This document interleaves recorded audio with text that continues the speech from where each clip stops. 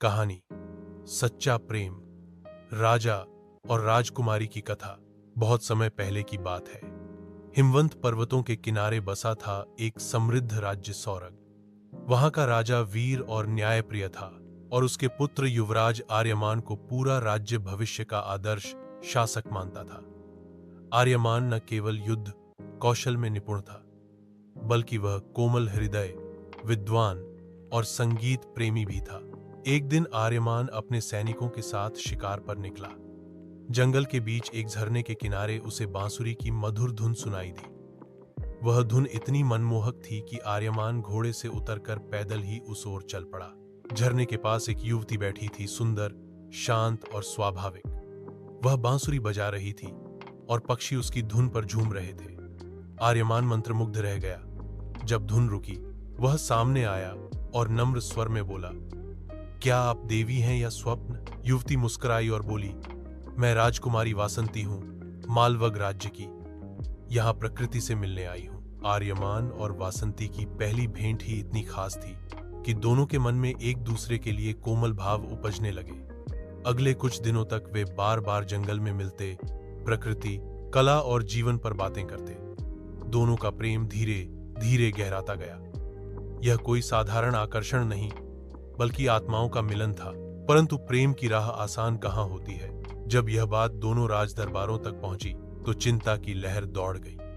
सौरग और मालवग दो पड़ोसी राज्य थे, जिनके बीच लंबे समय से संबंध मधुर नहीं थे। दोनों राजाओं को लगा कि यह प्रेम राजनीतिक अस्थिरता ला सकता है। मालवग के राजा ने वासंती को महल में बंदी कर लिया और कहा कि वह उसका विवाह किसी अन्य राजकुमार से करेगा। इधर सौरग में आर्यमान को आदेश मिला कि वह राज्य की मर्यादा के विरुद्ध न जाए। लेकिन प्रेम न तो सीमाएं मानता है, न ही भय। आर्यमान ने तय किया कि वह वासंती को उसके पिता की मर्जी के खिलाफ नहीं ले जाएगा, लेकिन वह उसे एक पत्र भेजेगा जिसमें उसका सच्चा प्रेम और सम्मान होगा। उसने एक कवि से सुंदर पद्य में अपने भाव लिखवाए और कबूतर के माध्यम से पत्र वासंती तक भेजा। वासंती ने वह पत्र पढ़ा और उसकी आंखों से आंसू बह निकले। उसने जवाब में लिखा, यदि प्रेम सच्चा है तो समय हमें अवश्य मिलाएगा।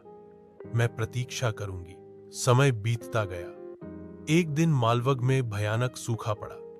खेत सूख गए, नदी का पानी कम हो गया, लोग परेशान होने लगे। तब सौरग ने बिना किसी शर्त के अनाज, पानी और औषधियां भेजी। आर्यमान स्वयं काफिला लेकर पहुंचा और वहां के लोगों की सेवा की। यह देखकर वासंती के पिता का हृदय बदल गया। उन्होंने समझा कि आर्यमान न केवल वीर और बुद्धिमान है, बल्कि सच्चे प्रेम और सेवा का प्रतीक भी है। उन्होंने वासंती को बुलाया और कहा, मैंने तुम्हें समझने में भूल की। तुम आर्यमान के साथ ही सुखी रहोगी। कुछ महीनों बाद पूरे धूमधाम से आर्यमान और वासंती का विवाह हुआ। दोनों राज्यों के संबंध सुधर गए और लोगों ने इस प्रेम को आशीर्वाद दिया।